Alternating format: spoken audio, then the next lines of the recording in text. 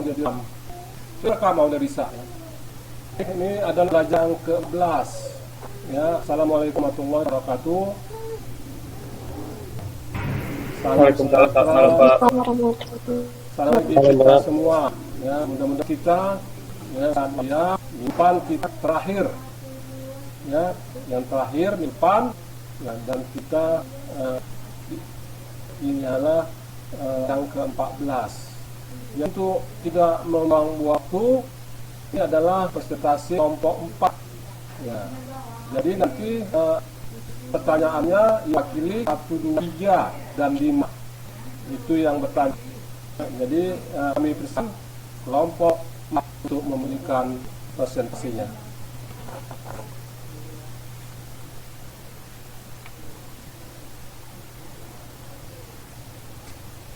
Ya, Pak. Waalaikumsalam Warahmatullahi wabarakatuh. Halo. Selamat malam semua. Selamat malam kami semua. Di sini saya Farhan ingin berpresentasikan kerja dari kelompok saya dan teman-teman saya yaitu kelompok 4 tentang masalah korupsi dan terjadi di Indonesia dan kasus-kasusnya dan contoh kasusnya. Saya pesan pada Kak Elma Monika, bentar ya Pak. Nampak ya Pak, tapi Pak? Nampak, enggak, clear, Pak? clear. Oke, silakan Kak Elma. Baiklah, langsung saja saya bacakan yang pengertian korupsi. Kata korupsi berasal dari bahasa Latin, corruptio, korum artinya busuk, rusak, menggoyang, memutar balik, atau menyogok. Menurut Dr. Kartini Kartono, korupsi adalah tingkah laku individu yang menggunakan wewenang dan jabatan guna mencari keuntungan dan merupakan tindakan di mana para pejabat publik menggelapkan uang untuk untuk kepentingan pribadi sebagai pemuas kebutuhan dan kehidupan. Jadi, korupsi merupakan gejala salah pakai dan salah urus dari kekuasaan demi keuntungan pribadi, salah urus terhadap sumber-sumber kekayaan negara dengan menggunakan wewenang dan kekuatan-kekuatan formal, misalnya dengan alasan hukum dan kekuatan senjata untuk memperkaya diri sendiri. Kemudian tindak pidana korupsi dalam perspektif memperhatikan Undang-Undang Nomor 31 Tahun 1999, Undang-Undang Nomor 20 Tahun 2001, maka tindak pidana korupsi itu dapat dilihat dari dua segi, yaitu korupsi aktif dan korupsi pasif. Adapun yang dimaksud dengan korupsi aktif adalah sebagai berikut. Yang pertama, secara melawan hukum memperkaya diri sendiri atau orang lain, atau korporasi yang dapat merugikan keuangan negara atau perekonomian negara. Pasal 2 Undang-Undang Nomor 31 Tahun 1999. Yang kedua, dengan tujuan menguntungkan diri sendiri atau orang lain, atau korporasi yang menyalahgunakan kewenangan, kesempatan, atau dapat merugikan keuangan negara atau perekonomian negara. Pasal 3 Undang-Undang Nomor 31 Tahun 1999. Yang ketiga, memberi hadiah kepada pegawai negeri dengan mengingat kekuasaan atau wewenang yang melekat pada jabatan atau kedudukannya, atau oleh pemberi hadiah atau janji dianggap melekat pada jabatan atau kedudukan tersebut.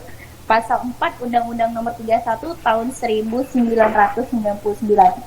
Slide selanjutnya akan dibacakan oleh Fitria. Baiklah, percobaan pembantuan atau pemufakatan jahat untuk melakukan tindak pidana korupsi pasal 15 Undang-Undang Nomor 20 Tahun 2001. Kemudian, memberi atau menjanjikan sesuatu kepada pegawai negeri atau penyelenggara negara dengan maksud supaya berbuat atau tidak berbuat sesuatu jabatan dengan kewajibannya. Di pasal 5 ayat 1 huruf A Undang-Undang Nomor 20 Tahun 2001. Setelah itu memberi sesuatu kepada pegawai negeri atau penyelenggara negara karena atau berhubung dengan sesuatu yang bertentangan dengan kewajibannya dilakukannya jabatannya. Pasal 1 huruf B Nomor 20 Tahun 2001. Inilah angka tandung kasus kuliah UINSU sebesar 10,3 miliar. Kemudian Majelis Hakim Pengadilan Tindak Pidana Korupsi Tipikor pada menjatuhkan hukum penjara ke Sumatera Utara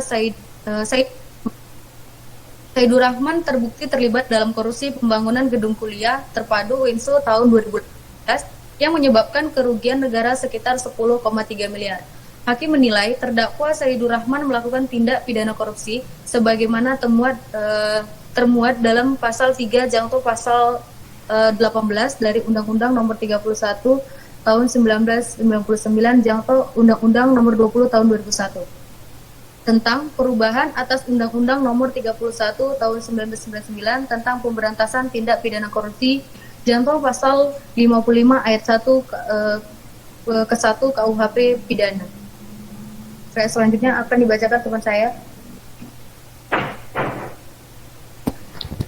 Selanjutnya saya akan melanjutkan presentasi teman saya menyatakan terdakwa bersalah melakukan tindak pidana korupsi secara bersama-sama.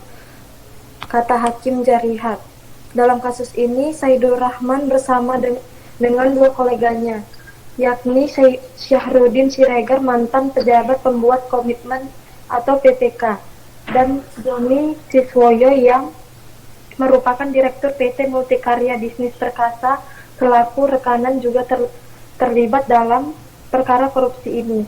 Mereka berdua dihukum masing-masing 3 tahun penjara. Selanjutnya mereka bertiga juga dihukum membayar denda masing-masing sebesar 500 juta. Subsider 1 bulan penjara. Putusan yang diberikan majelis hakim terhadap Saidur Rahman lebih rendah dari tuntutan jaksa penuntut umum atau JPU, yaitu 3 tahun penjara.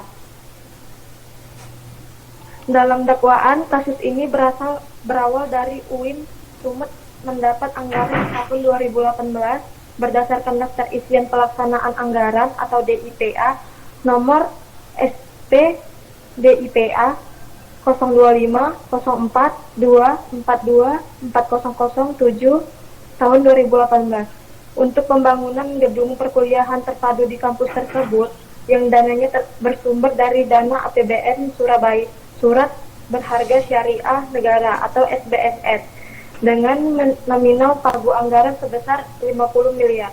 Saidur Rahman juga meminta agar panitia pelelangan proyek pembangunan gedung kuliah terpadu kampus 2 UIN Sumut memenangkan PT Multikarya Bisnis Perkasa untuk melaksanakan proyek itu.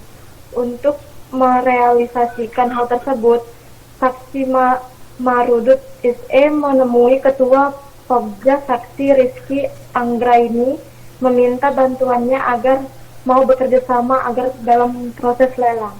Selanjutnya akan dilanjutkan oleh teman saya Putra.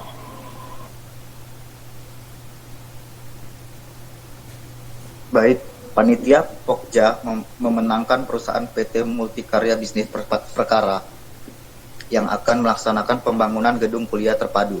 Kemudian panitia Pokja pembangunan akhirnya memenangkan PT Multikarya Bisnis Perkasa dengan nilai kontrak sebesar 44 miliar 973 miliar.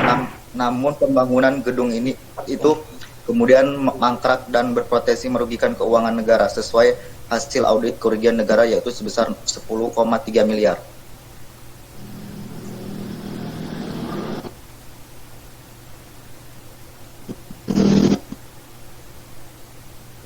Selanjutnya, next. Solusi atau pemecahan masalah. Korupsi tidak dapat dibiarkan berjalan begitu saja kalau suatu negara ingin mencapai tujuannya. Karena kalau dibiarkan secara terus-menerus, maka akan terbiasa dan menjadi subur dan akan menimbulkan sikap mental pejabat yang selalu mencari jalan pintas, yang mudah dan menghalalkan segala cara, atau the end justifies and the means. Untuk itu, korupsi perlu ditanggulangi secara tuntas dan bertanggung jawab. Ada beberapa upaya penanggulangan korupsi yang ditawarkan para ahli yang masing-masing memandang dari berbagai segi dan pandangan. Menurut pendapat Haji Ismail Susanto, terdapat 6 langkah yang harus dilakukan agar korupsi tidak hilang dan tidak dilakukan oleh masyarakat di dalam sebuah isenya yang dimuat di Harian Republik mengatakan bahwa berdasarkan kajian terhadap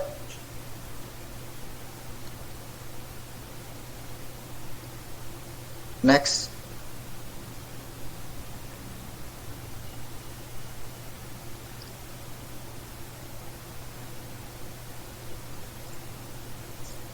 yang pertama yaitu sistem penggajian yang layak. Aparat pemerintah harus bekerja dengan sebaik-baiknya dan itu sulit berjalan dengan baik apabila gaji mereka tidak mencukupi karena para birokrat juga manusia biasa. Kedua, larangan menerima suap dan hadiah.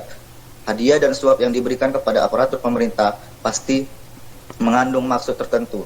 Karena buat apa seseorang memberikan sesuatu kalau tidak ada maksud tertentu. Ketiga, perhitungan kekayaan. Orang yang melakukan korupsi tentu kekayaannya akan bertambah dengan cepat. Meski tidak selalu orang yang cepat kaya itu melakukan tindakan korupsi. Bisa saja dia mendapatkan kekayaan itu dari warisan, keberhasilan bisnis, atau dengan cara yang lain yang halal.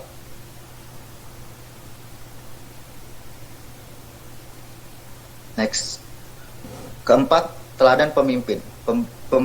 Pemberantasan korupsi hanya akan bisa dilakukan jika para pemimpin terlebih pemimpin tertinggi dalam sebuah negara bersih dan korupsi. Dengan takwa seorang pemimpin melakukan tugasnya dengan penuh amanah. Karena dengan takwa pula ia takut untuk melakukan penyimpangan. Karena meski ia bisa melakukan kolusi dengan pejabat lain untuk menutupi kejahatannya, Allah Subhanahu wa Ta'ala pasti melihat semuanya dan di akhir nanti pasti akan dimintai pertanggungjawabannya. Kelima, hukuman yang setimpal. Pada dasarnya orang akan takut menerima resiko yang akan mencelakakan dirinya, termasuk bila ditetapkan hukuman setimpal bagi para koruptor. Berfungsi sebagai pencegah, hukuman setimpal atas koruptor membuat orang jerah dan kapok melakukan korupsi.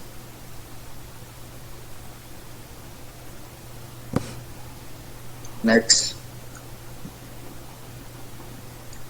Keenam, pengawasan masyarakat. Masyarakat dapat berperan menyuburkan atau menghilangkan korupsi. Dari poin-poin tersebut dapat dieksplisitkan bahwa pemberantasan korupsi harus melibatkan semua pilar masyarakat. Pilar masyarakat adalah manusia atau individu, budaya yaitu berupa persepsi baik pemikiran maupun perasaan kolektif, dan sistem aturan yang berlaku. Karena itu, korupsi akan lebih efektif diberantas bila pada tiga pilar tersebut dilakukan langkah-langkah yang terpadu.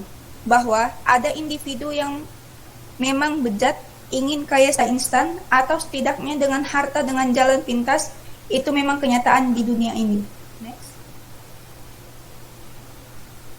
Kesimpulan, berdasarkan atas pembahasan di atas, maka dapat disimpulkan bahwa korupsi merupakan tingkah laku individu yang menggunakan wewenang dan kekuasaannya guna mengeruk keuntungan pribadi atau kelompok dan sangat merugikan kepentingan umum dan sangat bertentangan dengan norma-norma yang berlaku. Bentuk-bentuk korupsi yang terjadi adalah penyelewengan dana-dana atau keuangan negara sehingga dapat merugikan rakyat. Adapun saran yang dapat disampaikan di dalam makalah ini adalah hendaknya pemerintah lebih meningkatkan kontrol terhadap lembaga-lembaga yang ada dan lebih menekankan sifat yang independen. Kemudian, ikut serta masyarakat untuk mengontrol jalannya pemerintahan. Bisa diwakilkan dengan pembuatan kelompok atau organisasi yang sifatnya independen, yang anggotanya berasal dari masyarakat, para aktivis, dan mahasiswa. Next.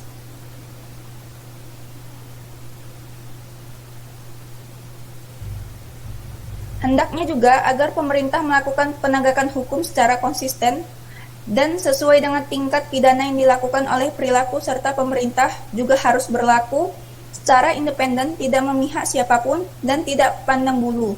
Tidak hanya itu, pemerintah juga harus melihat ke depannya agar sifat-sifat korup ini tidak menurun ke anak cucu. Maka, bentuklah watak bangsa mulai dari sekarang menjadi mental yang baik dan bertanggung jawab dalam segala hal, baik secara moral maupun kelakuan. Tentunya, melalui pendidikan dan sikap keteladanan dari para pemimpin, menjadi tombak utama sebagai cerminan dari pemerintah terhadap generasi penerus. Demikianlah hasil presentasi kelompok 4 saya kembalikan kepada moderator, Bang Farhan. Ya, terima kasih teman-teman telah mempresentasikan hasil kerja dari kelompok kita. Ya, berikutnya adalah sesi tanya jawab yang bisa teman-teman tanyakan dari hasil presentasi dari kelompok kami. Silakan, ada yang mau ditanyakan? Cuma Tiara, kamu buka kamera kamu. Masa kan yang kamu yang menyajikan kameranya nggak dibuka? Iya, gitulah.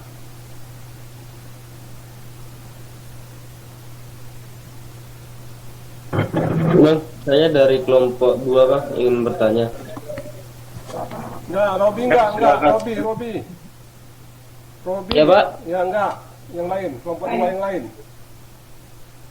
Baik Pak. Kelompok 2 yang lain.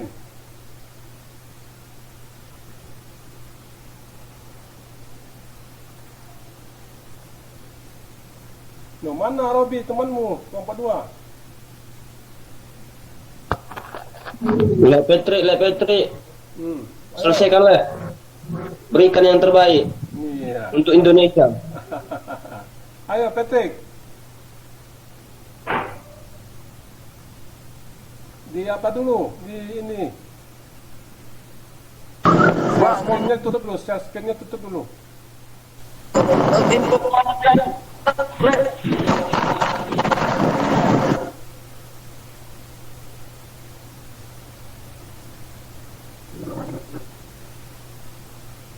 Masih banyak yang sambil kerja Pak, teman kelompok saya Pak, makanya agak sibuk Pak.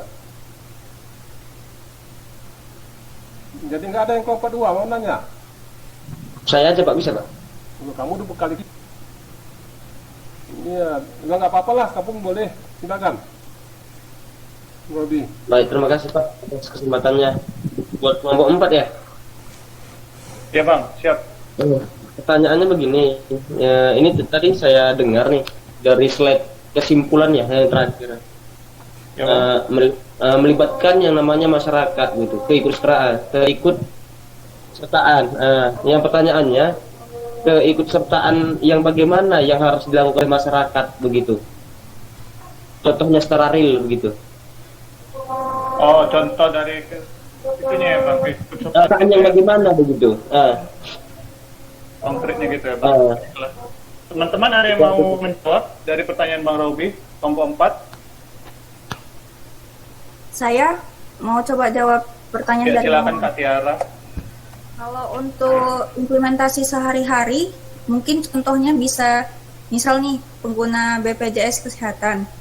Seharusnya, misal kelas 1 nih, tapi rupanya dia minta untuk lebih lagi ruangannya, padahal iurannya kan nggak sesuai dari kelas 1 itu. Mungkin misalnya dia minta layanan untuk VIP kan nggak cocok juga, karena mungkin di dalam BPJS itu atau rumah sakit ada orang dalam. Nah, hal-hal yang seperti itulah, walaupun punya orang dalam, setidaknya ngikutinlah peraturan negara, tertiblah untuk menggunakan kewajiban dan haknya.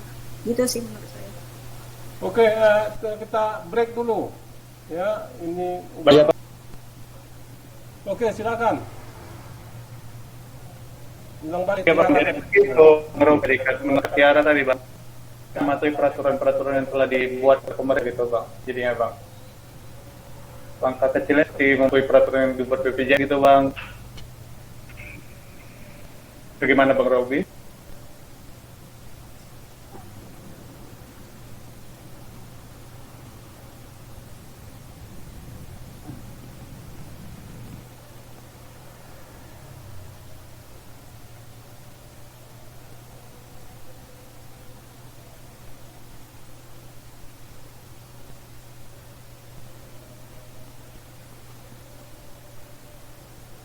Ya, oke. Terus Farhan. Ya, tadi udah dijawab kan Pak. Tadi ingin nanya kepastian dari jawab Bang Robi aja kayak makasih atau tidak. Enggak, dia Robinya udah dia. Kalau begitu kita buka pertanyaan berikutnya. Atau kelompok 5, silakan.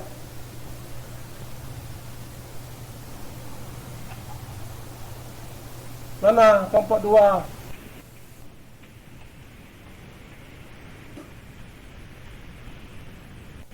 Bro, kelompok 1, Pak. Ya, kelompok 1. Ada kelompok 1.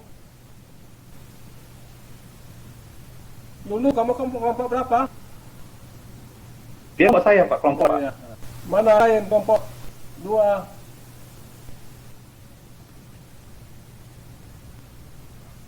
Boleh aja.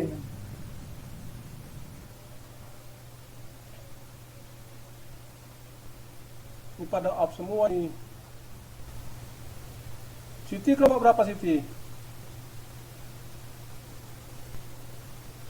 1, Pak. Ya, Siti aja. Nanya Siti. Bentar, Bang Rizky mau ada pertanyaan, Pak. Siapa? Rizky? Ki. Mana Rizky? Rizky Saputra, ayo. Rizky. Pak, bertanya juga. Nah, ayo Silakan. Titik kelompok 3. Kalau boleh tahu kan, itu korupsinya dihabiskan aja, saya nggak kasih ditanya gitu. Detail dari data korupsi itu di temannya aja ya, Kak? Iya bang. Oke, teman dari kelompok 4 yang menjawab pertanyaan Kak Gedi.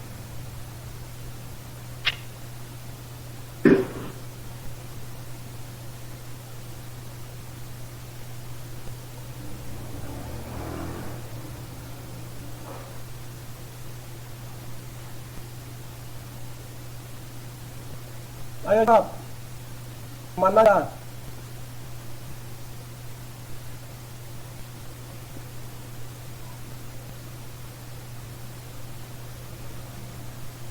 Oh, yang lama lah. Ayo Farhan, kamu jawabnya. Bentar ya, Pak.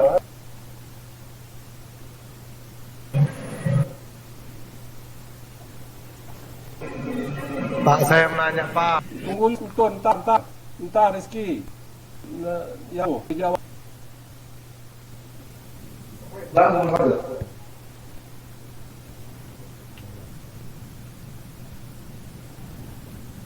Jawabannya gampang sekali, Pak. Ya, mana uangnya dibuat, korupsinya kemana? Ya, itu ke pribadi dia lah. Jinanya Bapak 5. Tunggu dulu.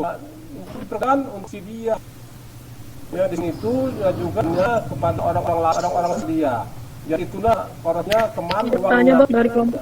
Oke ya, berapa lagi? Pak. Dari tadi Cindy dan kelompok 3 ada tadi sudah bertanya, kalau belum kelompok 1, Pak. Kelompok 4 siapa? Ya, silakan Cindy. Oh, Bang Rizky tadi, ya Bang. 5 dulu tadi, Bang Cindy. Ya, silakan Cindy. Cindy, halo. Kalau Kak Cindy tidak online, saya berikan kepada Bang Rizky saja. Silakan Bang Rizky.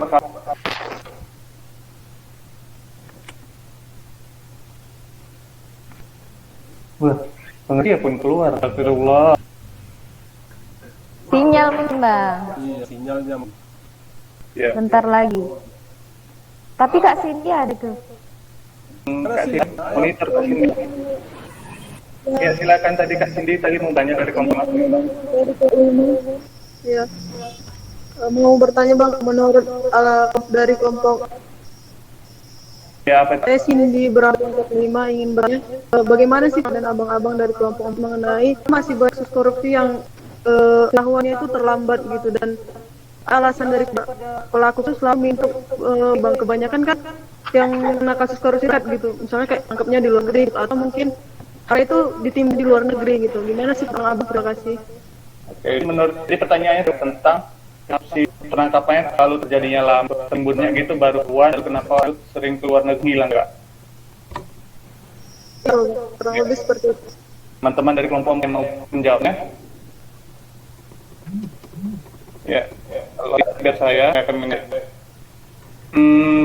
Kenapa korupsi itu terlalu terlambat karena dalam melakukan penyidikan dan penyelidikan juga perlukan waktu dan proses untuk mengumpulkan bukti-buktinya, Kak. Lalu setelah itu mereka buat untuk mandiri membuka rekening di bank-bank luar negeri untuk menghilang agar susah ditemukan, susah dicari gitu, Kak. Agar mereka juga karena menangkap orang itu di luar negeri itu bukan Interpol, di mana itu Interpol juga tergantung dari negara-negaranya juga, apakah memperbolehkan dia ditakuti atau seperti itu. Bagaimana? Terima kasih Bang jelas. Dan pun yang kita tahu ya Bang, untuk biaya Polri kan juga nggak murah gitu Bang. Siap. Terima kasih. Yang Cindy dari kelompok 5, teman-teman yang lain dari kelompok Rizky ya tadi ya. Siap Bang. Iya Bang. Ini kan dari yang kesimpulan kelompok tadi Bang. Kita menekan kontrol terhadap yang ada. Lebih menekan CPN. Contohnya Bang. Contoh yang dilakukan itu. Contoh dari apa sih Bang? Hendaknya pemerintah meningkatkan kontrol terhadap lembaga yang ada, yang independen. Meningkatkan lembaga itu, lembaga dan kualitas sendiri harusnya lebih tingkatkan juga. Harusnya Bang, maksudnya Bang. Oke. Itu gimana? Baik, kelompok 4 ada yang menjawab pertanyaan dari Rizky itu? Saya Bang jawab ya. Elma. Sih sebelumnya saya pertanyaan Abang, saya maksudnya kalau lembaga-lembaganya itu selama ini nggak pernah tahu mungkin yang kasus itu di dalam lembaga itu adanya atau orang. Jadi maksudnya lebih mengontrol untuk apakah ada orang di dalam bisa dibilang mengamankan Bang. Nah kalau untuk independen itu sama halnya dengan itu gitu Bang. Jadi di pemerintah ini udah percaya aja. Nah, terus kalian selesaikan gitu. Nah jadi ini dari kesimpulan itu jadi pemerintah ini lebih kontrol melihat bahwa dia dapat hukuman apa yang dia lakukan ada di dalam lembaga itu begitu Bang sih. Gimana Bang? Boleh. Dengan jawaban dari Elma. Berarti yang ditekankan ya tadi. Kurang izin menambahin gitu Bang. Oke, tadi mau menambahi gitu Bang. Kan dia ada sama independen ya Bang. Iya dia. Misalnya teman baca artikel yang dikirim sama jam itu padu budaya sosial besarnya. Nah kalau misalnya kita baca artikel itu di situ juga dijelaskan peran dari lo sendiri gitu, bagaimana peran dari perguruan tinggi juga dari peran juga peran masyarakat. Nah yang ketiga ini bisa jadi konten sebagai dari selain dari diri kita sendiri juga dari apa yang kita selain dari PK atau dari pemerintah general dari perguruan tinggi juga dari mahasiswa dan nah itu di media intinya untuk porsi kecil selanjutnya bahkan itu dari skala kecil begitu untuk kawasan independennya sendiri ya gitu. Terima kasih Cindy. Terima kasih Kak Cindy. Tambah lagi. Bagaimana Bang? Udah pas Bang. Maaf. Siap Bang. Terima kasih atas pertanyaan dari Bang Rizky kelompok.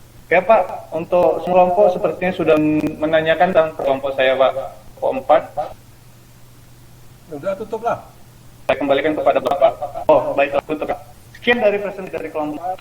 Lebih kurangnya mohon maaf. Saya Taufik Walhidayat. Assalamualaikum warahmatullahi wabarakatuh. Selamat semua. Oke, terima kasih. Halo. Terima kasih kelompok 4. Jadi juga kelihatan, saya belum kelihatan khusus itu lalu korupsi Undang-Undang Nomor 20 2001 tak di mana ya. Nah, saya harus jelaskan bahwa borongnya itu adalah dia buat cuan. Ya, kalau dianya yang kena penerima tadi suap. Jadi yang kena curang dan suap bentuk korupsi menurut Undang-Undang Nomor 20 Tahun 2001. Ya, jadi tadi ya, pengawasan masyarakat bisa peran dalam pengawasan. Ya, jadi dilihat masyarakat ini bisa melakukan, jangan mau ya kalau misalnya tidak tertera berapa biaya suatu pengurusan jangan mau itu. Yang kedua masyarakat juga bisa kalau ada tindak yang dia bisa laporkan. Jadi pesan masyarakat. Jadi masyarakat jangan ikut juga di korupsi itu. Ya, jangan cuek juga dia. Jadi tidak bisa hanya saja ya untuk cegah korupsi. Masyarakat yang paling utama. Ya. Jadi ketahuannya lambat, ya, terlambat memang lo benar tadi ini kasih para waktu pertama ya memang tidak perlu wujud diperiksa diselesaikan dulu dia hanya anggarannya negara diperiksa dulu sama BPK Badan Pemeriksa Keuangan. Disitulah ada baru akhirnya ketahuan dia korupsi. Jadi tidak ada dia wujud-wujud dia dengan korupsi. Tidak pilihan. Jadi perlu tuh benar sekali Farhan tadi. Jadi yang Rizky nanya tadi ya kontrolnya ya pengawasan dari katakan si sendiri ya dari kita pengawasan dari masyarakat. Nah, jadi yang independen ya. Jadi pemeriksaan kepada suatu proyek ya, haruslah jangan para pemerintah juga para pemerintah juga yang mereka pasti dia tidak pure ya tidak ya pasti dia ke sana kemari, apalagi dia juga disogok juga, ya sama aja. Jadi setelah pemerintah itu harus yang independen, ya lembaga independen, melibatkan masyarakat juga, melibatkan akademisi juga. Dia benar-benar korupsi itu tak ketahuan, ya dan bisa cepat ketahuan, berpihak kemana-mana. Ya oke, terima kasih kelompok 4. Ya mari kita close kelompok 4. Oke, terima kasih anak bapak semua. Ya, hujan. Pak, izin Pak. Ya. Saya kan dari kelompok 5, tadi kelompok 5 Pak ya. Ya, jadi kelompok 5 tugasnya itu satu padu tadi, ya padu bangun budaya anti korupsi yang melibatkan perguruan tinggi apa, melibatkan siswa apa, kemudian melibatkan masyarakat apa yang kita bahas. Itu kalian memputar poin saja, ya. Jadi saya harapkan jangan ya mirip yang saya tulis. Ya, presiden kalian ambil juga boleh, ya apa, ya, seperti itu. Ya, untuk Pak yang terakhir. Oke, terima kasih anak-anak semua. Ya. Artikel Bapak. Iya.